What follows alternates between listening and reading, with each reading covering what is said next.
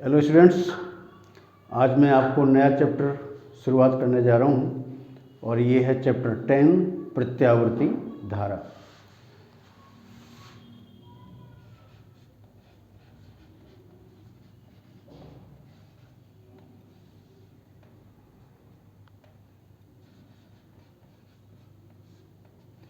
Alternating current.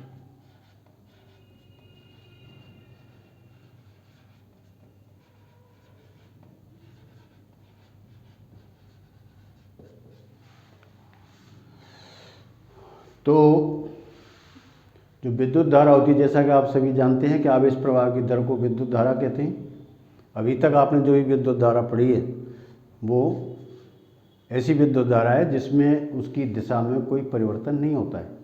तो दिशा के आधार पर हम विद्युत धारा को दो भागों में डिवाइड कर सकते हैं।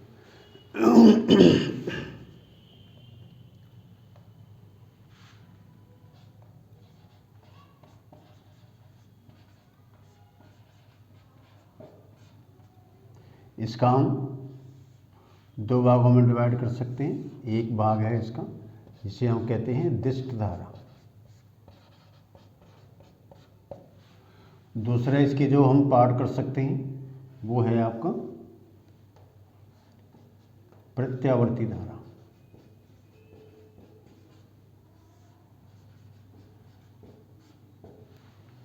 तो दिष्ट धारा ये वो धारा है जिसमें इसकी दिशा में कोई परिवर्तन नहीं होता है, लेकिन इसका परिमाण बदल सकता है। जो वह है विद्युत धारा।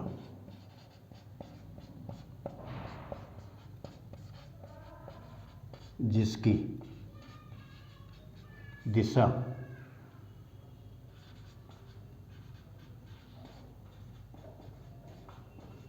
अपरिवर्तित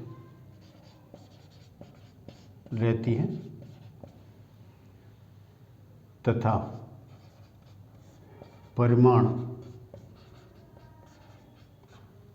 परिवर्ती हो सकता है।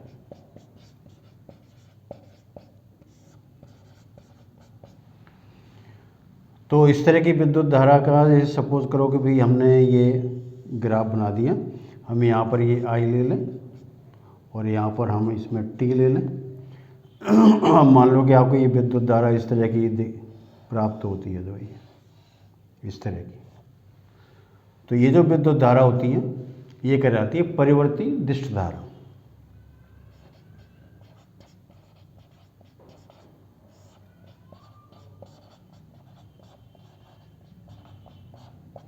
और अगर आपको दिष्ट धारा ऐसी प्राप्त हो जिसमें दिशा और परिमाण एक समान रहें, हम यहाँ पर आई ले लें और यहाँ पर टी ले लें और आपको इस तरह की विद्युत धारा मिले, तो इसे कहते हैं समदिष्ट धारा।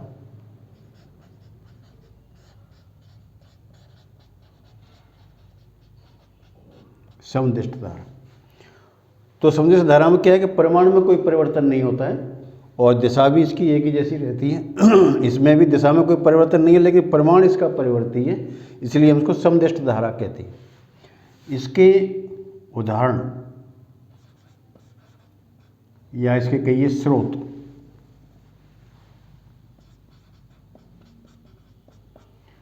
इसके स्रोत हैं आपका जैसे विद्युत सेल,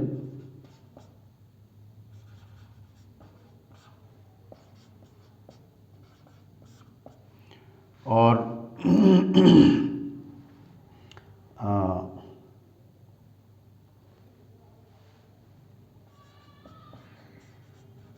बैटरी,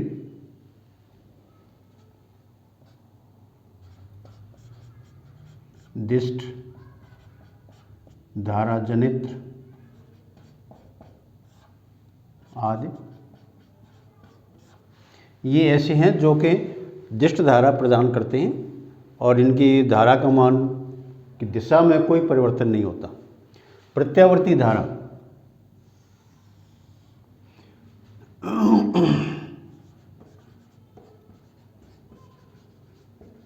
वह विद्युत धारा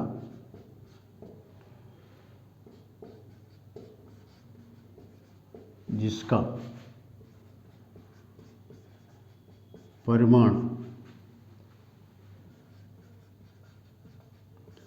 समय के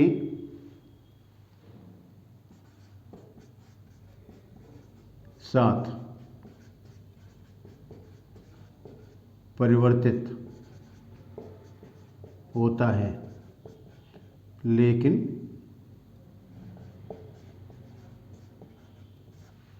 दिशा आवर्ती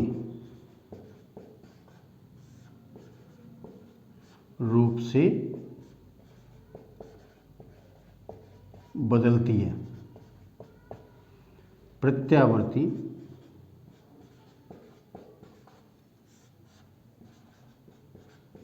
धारा कहलाती है। वह विद्युत धारा जिसका परिमाण समय के साथ परिवर्तित होता है तथा दिशा आवर्ती रूप से बदलती है, प्रत्यावर्ती धारा कहलाती है। तो इसमें दिशा भी बदलनी चाहिए और परिमाण भी बदलना चाहिए, दोनों ही चीज़ें होनी चाहिए इसके अंदर। तो जैसे भाई आपने सपोज करोगे ये यहाँ पर 0 ले लें, यहाँ आई ले लें, तो आई इसका दोनों साइड में होगा, पॉजिटिव और नेगेटिव को डायरेक्शन चेंज होगी इसके अंदर से जो हुई। और ये मान लीजिए यहाँ पर हम टाइम ले लें, तो सपोज करो कि भाई आपने इस तरह की ये विद्युत धारा है, तो ये प्रत्यावर्ती धारा कहलाती है। इसी प्रकार से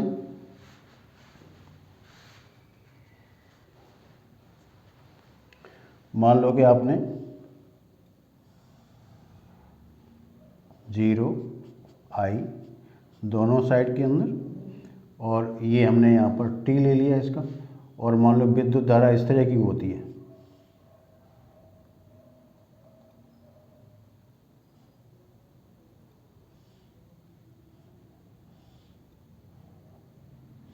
इस तरह की, तो इसमें क्या है, परिमाण भी बदल रहा है और इसकी दिशा भी बदल रही है। तो अगर मान लो कि ये विद्युत धारा इस तरह की होती है,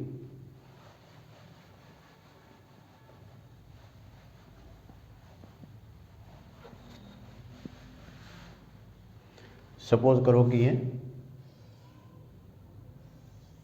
यूँ ले लें, time t 0 I both sides इस तरीके की, ये तो यही प्रत्यावर्ती धारा है। तो सभी प्रत्यावर्ती विद्युत धारा के ग्राफ हैं। तो ये जो विद्युत धारा होती है इसे हम ज्यावक्रीय धारा कहते हैं। ज्यावक्रीय धारा, ये जो विद्युत धारा, क्योंकि ये आयत के रूप में है इसके अंदर, तो हम इसको आयतीय विद्युत धारा कहलाती है। और यहाँ पर ये त्रिभुज जैसे इसमें बन रहे हैं, इसलिए हम त्रिभुज विद्युत धारा कहते हैं। तो इनकी आकृति के अनुसार इस विद्युत धारा के नाम पड़ते हैं। तो इसमें क्या है कि परिमाण भी बदलता रहता है और इसका टाइम डायरेक्शन जो होती है वो आवर्ती रूप से, जैसे यहाँ पर आप देख रहे हैं ये आधा चक्कर, इसके बाद इसका दिशा बदल जाती है, यहाँ पॉजिटिव और यहाँ पर नेगेटिव है। ऐसे यहाँ पर फिर पॉजिटिव हो गई और ये एक्स के बाद फिर ये नेगेटिव हो गई। तो प्रत्येक आधे चक्कर के बाद इसमें दिशा बदल रही है। ऐसे ही यहाँ पर देखें तो भी यहाँ से यहाँ तक जाने में इसका परिमाण निरंतर बदल रहा है। इस समय पर यहाँ आने पर इसकी दिशा बदल जाती है, पहले इसकी पॉजिटिव थी अब ये नेगेटिव हो जाती है, फिर इसके बाद यहाँ पर पॉजिटिव, फिर इसके बाद यहाँ पर नेगेटिव। तो ये जो विद्युत धाराएं होती हैं, इस तरह की विद्युत धाराएं, इनको हम विशेष प्रकार के इलेक्ट्रॉनिक परिपथों द्वारा ही प्राप्त कर सकते हैं। लेकिन ये जो ज्यावक्रीय धारा है ये सबसे आसान विद्युत धारा होती है। तो हम बात करते हैं अब केवल प्रत्यावर्ती विद्युत धारा। तो इस विद्युत धारा के जो स्रोत हैं, इसके जो स्रोत, वो है आपका प्रत्यावर्ती धारा जनित्र। तो प्रत्यावर्ती विद्युत धारा जनित्र, जैसे मैंने पिछले वाले चैप्टर में बताया था कि अगर हम एक कुंडली लें और उसको चुंबकीय क्षेत्र के अंदर रोटेट करें तो उसमें जो विद्युत धारा पैदा होगी वो प्रत्यावर्ती धारा कहलाएगी। और उसी को हम विद्युत धारा प्रत्यावर्ती धारा जनत्र का सिद्धांत भी कहते हैं उसको। तो वही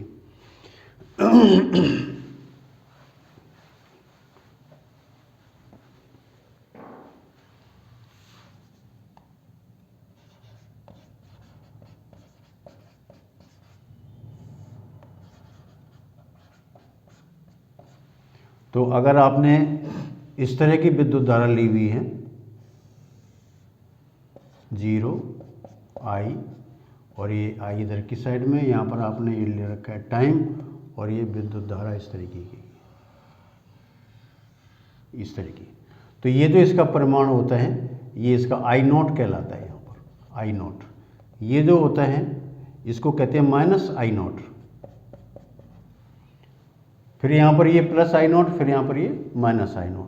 इसको हम ज्यावक्रीय विद्युत धारा कहते हैं। तो ये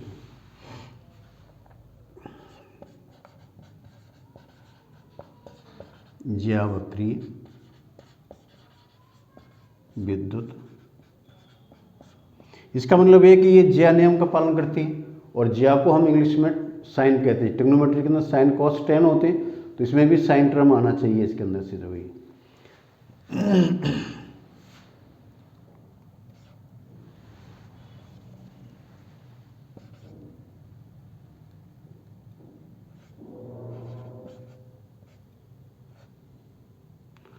तात्क्षणिक,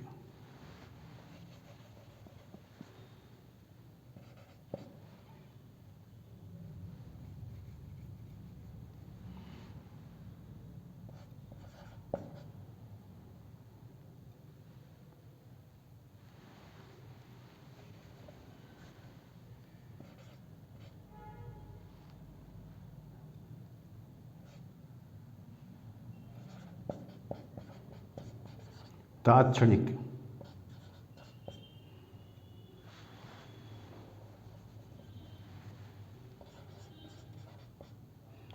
प्रत्यावर्ती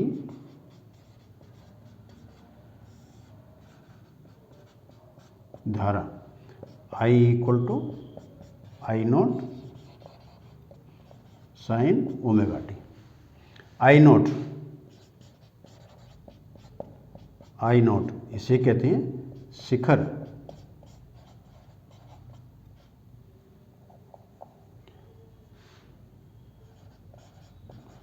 मान।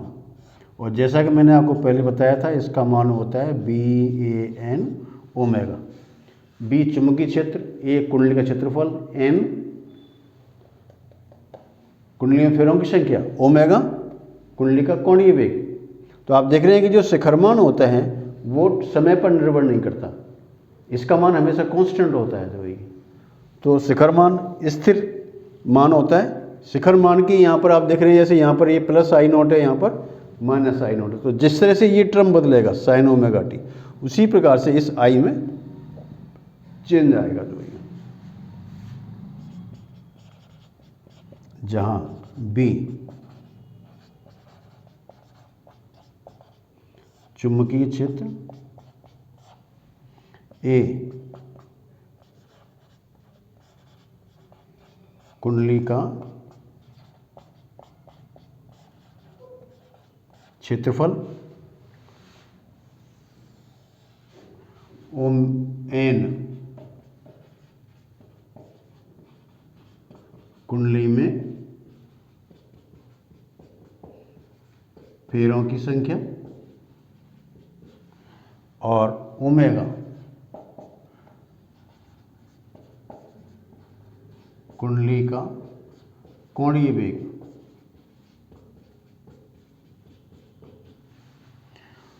शिखर मान हमेशा कांस्टेंट रहता है। तो अब इस जैसे sin ωt के अंदर जैसे चेंज आएगा, उसी प्रकार से इसमें I में चेंज आएगा इसके अंदर से।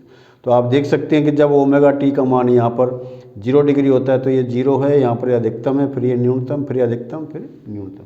आप इसमें ये भी देख रहे हैं कि यहाँ तक इसमें एक चक्कर पूरा हो जाता है इसका, और एक चक्र में प्रत्यावर्ती धारा की दिशा 2 बार बदलती है। एक बार पॉजिटिव होती है, दूसरी बार नेगेटिव होती है। तो एक चक्र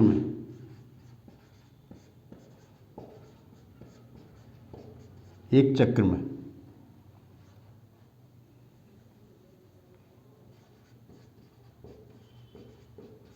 प्रत्यावर्ती धारा की दिशा 2 बार बदलती है।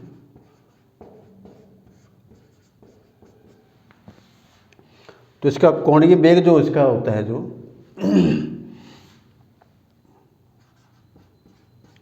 यदि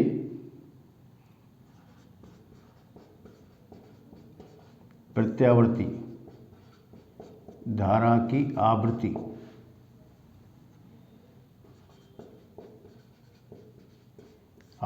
इक्वल, हम इसको F मान लें, तो इसका मतलब है कि जो धारा की दिशा बदलने की जो आवृत्ति होगी,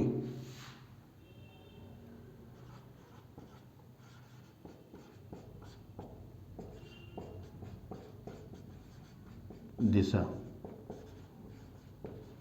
बदलने की आवृत्ति ये होगी आप 2F। जैसे मान लो कि भई आप प्रत्यावर्ती धारा की आवृत्ति आपको 50 दे रखी है, तो दिशा बदलने की आवृत्ति इसकी 100 के बराबर होगी। तो यानी कि ये क्या होगा, जैसे 1 सेकंड में 50 चक्कर करती है, तो उस 50 चक्कर में इसकी 100 बार दिशा में परिवर्तन होगा इसका जो है। तो अपने घरों में जो आने वाली विद्युत धारा होती है वो प्रत्यावर्ती धारा होती है जो है। और इस प्रकार की विद्युत धारा का उत्पादन आसान होता है जो है।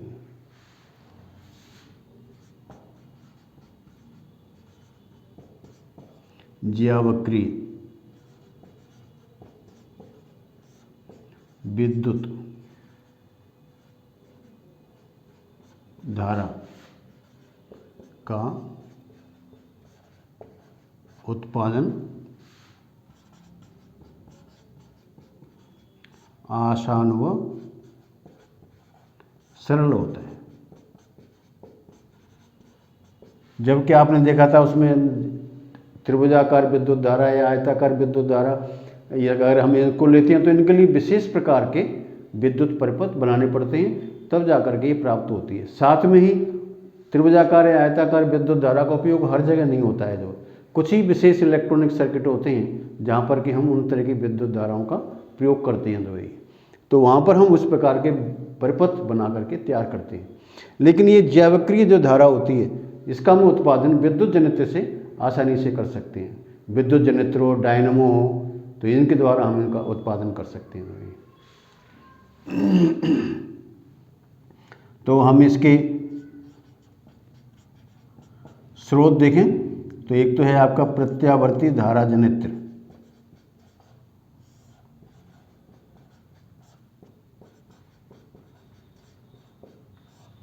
डायनमो, इसी जनित्र को ही हम डायनमो कहते हैं इसके अंदर।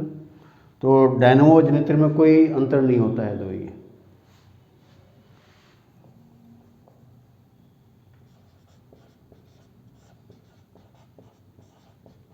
पूर्ण तरंग,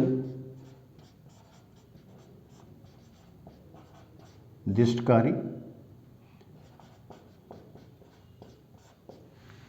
तो ये ऐसे कुछ साधन होते हैं जिनके द्वारा कि हमें सीधे ही ऑल्टरनेटिंग करंट प्राप्त होती है। तो इसमें सॉरी, पूर्ण दिष्टकारी नहीं आएगा इसमें।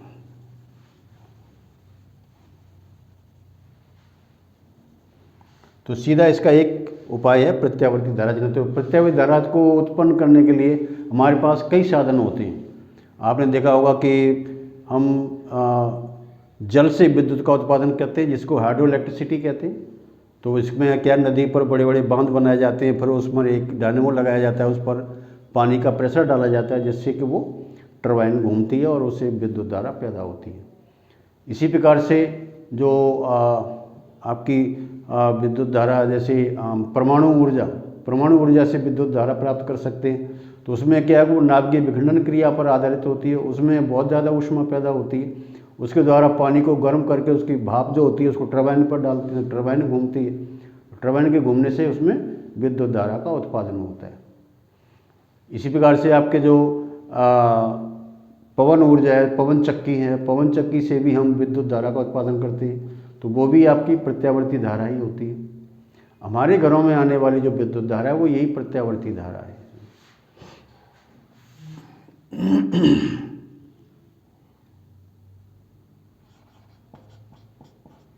घरों में प्रत्यावर्ती धारा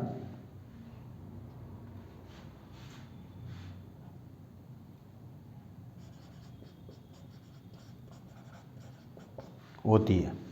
तो जैसे अपने बल्ब, ट्यूबलाइट, पंखे वगैरह जितने भी चलते हैं वो सब इस प्रत्यावर्ती धारा ही चलती है। तो जो घरेलू विद्युत धारा होती है,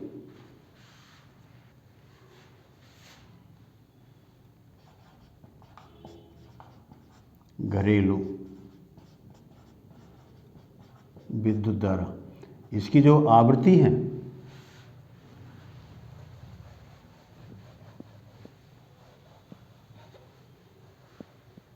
आवृत्ति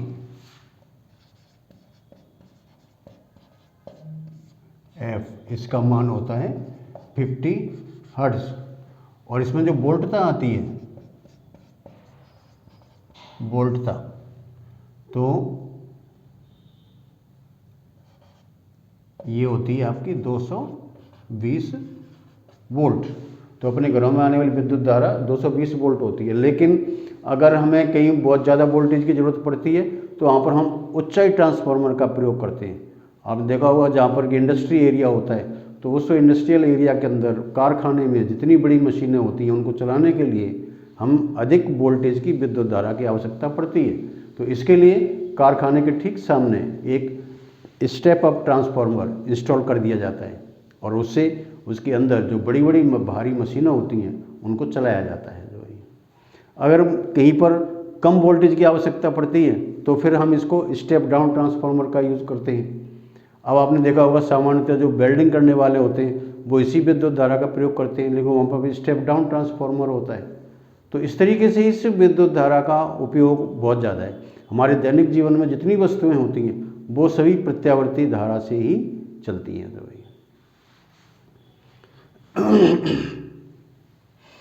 तो तो जैसा हम देख रहे हैं, हमने ग्राफ के अंदर देखा कि भाई एक पूर्ण चक्र के अंदर एक बार धारा का मान अधिकतम पॉजिटिव होता है, दूसरी बार धारा का अधिकतम नेगेटिव होता है। तो अगर हम इसका औसत मान निकालें तो ये 0 आ जाता है। हमें ग्राफ से भी दिख रहा है कि एक बार प्लस आई नॉट, दूसरी बार माइनस आई नॉट, दोनों को जोड़ करके 2 का भाग लगा देंगे तो ये 0 के बराबर होता है। लेकिन हमें ये मैथमेटिकली भी इसको प्रूव कर सकते हैं जो कि विद्युत धारा का औसत मान कितना होता है।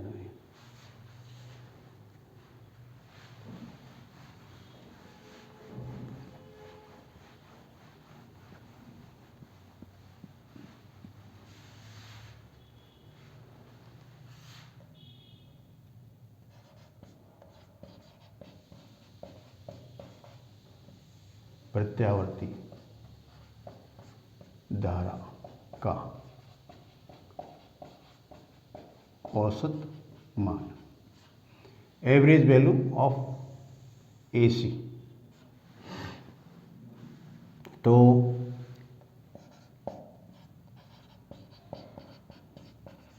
तात्क्षणिक प्रत्यावर्ती धारा I equal to I naught sine omega T. और अब आपको इसमें, क्योंकि प्रत्यावर्ती धारा के अंदर अर्धचक्र में भी आप औसत मान निकाल सकते हैं और पूर्ण चक्र में भी इसका औसत मान निकाल सकते हैं। तो पहले हम इसका अर्धचक्र के अंदर देखें। तो अर्धचक्र में क्या है, जैसे ये प्रत्यावर्ती धारा है,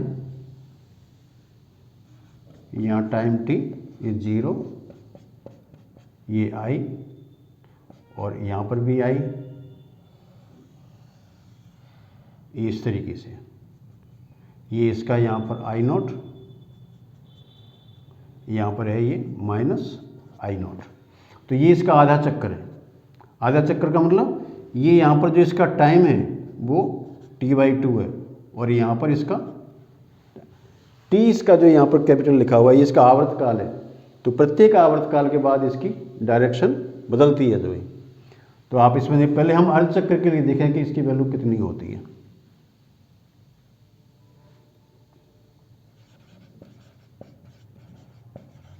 धनात्मक अर्ध चक्र में औसत मान,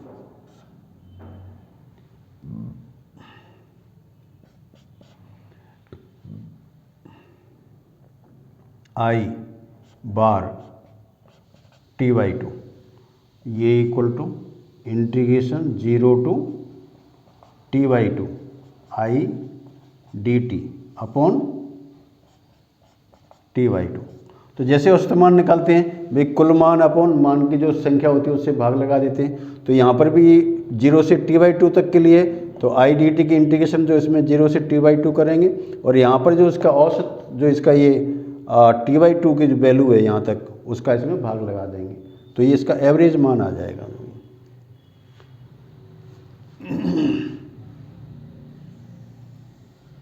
तो हम इसका इंटीग्रेशन करते हैं, I average T/2 equal to 0 to T/2, और इसका मान है I naught sine omega T D T upon T/2। तो ये हो जाएगा 2 I naught T integration 0 to T/2 sine omega T D T, ये इक्वल टू 2 I0 टी। अब इसका हम इंटीग्रेशन करेंगे जो, तो साइन ओमेगा टी का मान होता है कॉस ओमेगा टी, लिख विदे minus sine minus cos omega T upon omega 0 to T/2, ये equal to 2 I naught upon T omega, omega को इसमें बाहर निकाल देंगे, और यहाँ पर माइनस कॉस, ये जो ओमेगा होता है इसका मान होता है 2 पाई अपॉन टी,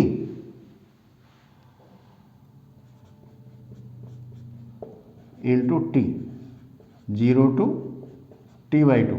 यानी हमने यहाँ पर जो यूज़ किया है वो इसमें ये है omega equal to 2 pi upon T. अब हम इसका मान देखते जाएंगे, 2 I naught T omega minus cos 2 pi upon T, और इस टी का मान यहाँ रख देंगे T/2, माइनस से, और माइनस यहाँ पर अलग से पहले से आएगा, तो ये cos 2 pi upon T into 0। तो यहाँ पर तो क्या है, टी से टी कैंसिल हो जाएगा, 2 से 2 कैंसिल हो जाएगा, तो ये आ जाएगा आपका 2 I naught T omega upon, अभी यहाँ पर ये हो जाएगा minus cos pi plus cos 0 degree, तो ये equal to 2 I naught upon T, और ओमेगा का मान 2 पाई अपॉन टी, इंटीग्रेशन ये माइनस और ये -1 +1, हमने इसके मान रख दिए। अब यहाँ पर भी टी से टी कैंसिल हो जाएगा, 2 से 2 कैंसिल हो जाएगा, तो सिर्फ आई नॉट रह जाएगा इसमें।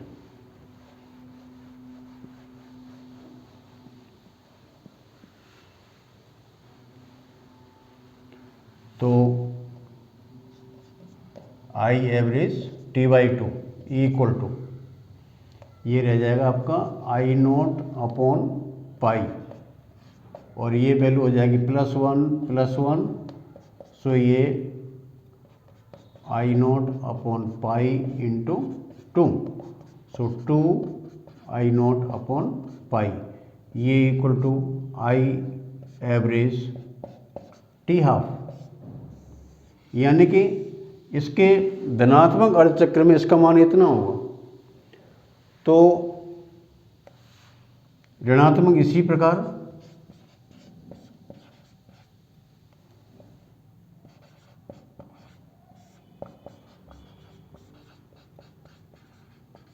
ऋणात्मक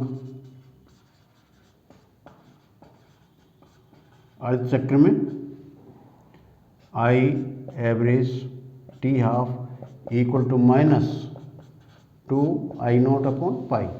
अब आप इसमें देख रहे हैं कि इस का मान इसकी पीक वैल्यू से कम होगा, क्योंकि पाई का मान 3.14 होता है, तो ये 2/3.14 ये वैल्यू कम हो जाएगी इसकी दवाई।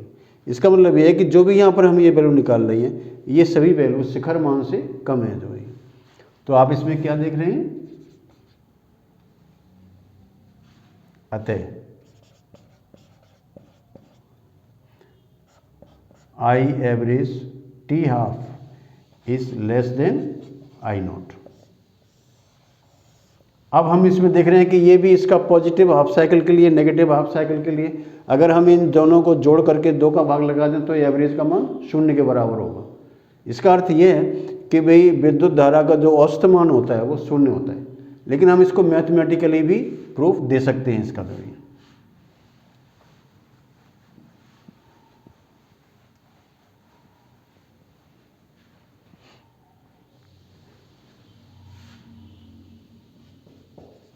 एक पूर्ण चक्र के लिए औसत मान,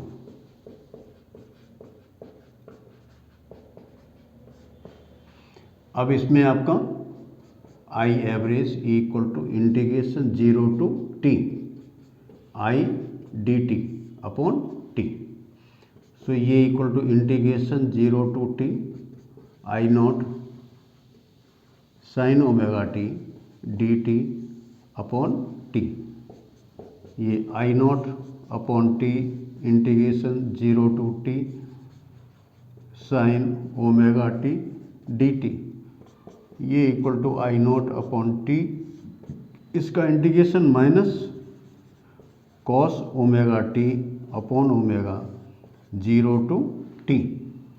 सो ये equal to I naught upon T omega minus cos omega के स्थान पर 2 पाई अपॉन टी, एक बार इसका टी का मान यहाँ टी रख देंगे, फिर ये plus cos 2 pi upon T into 0, तो ये equal to I naught upon T omega equal to minus यहाँ टी से टी इसमें से कैंसिल कर देंगे, cos 2 pi plus cos 0 degree, इसके मान रख देंगे इसमें जो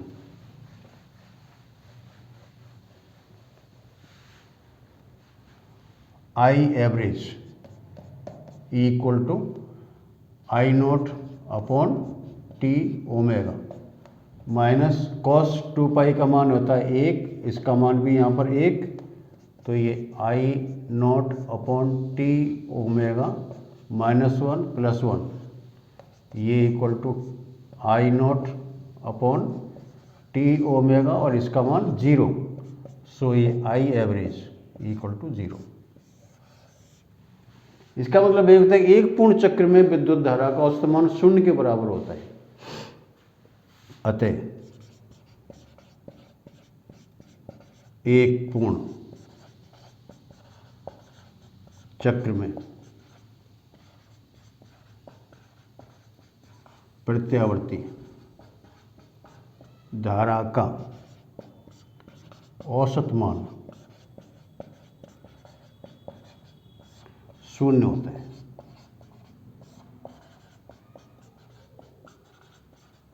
और देखा जाए तो यही इसका वास्तविक मान है, तो प्रत्यावर्ती धारा का वास्तविक मान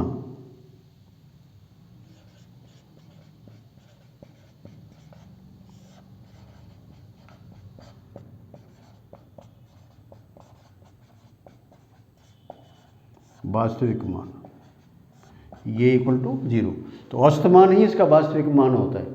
तो जो भी हम इसका औसत मान यहाँ पर निकाल रहे हैं, तो अर्ध चक्र में तो इसकी वैल्यू 0 के बराबर नहीं होती है, लेकिन पूर्ण चक्र में इसका औसत मान 0 होता है। तो इसका मतलब ये है कि अगर इसकी वैल्यू 0 के बराबर है तो फिर हम नापेंगे क्या, इसको कैसे नापेंगे, ये चलो आपको आगे बताएंगे। आपको जो है अभी तो फिलहाल मैंने आपको इसमें ये बताया कि प्रत्यावर्ती धारा कितने प्रकार की होती है, ज्यावक्रीय धारा क्या होती है, इसके अर्ध चक्र में इसका मान कितना होता है और पूर्ण चक्र में इसका मान कितना होता है। आप इस वीडियो को लाइक करें, शेयर करें और सब्सक्राइब करें। Thank you.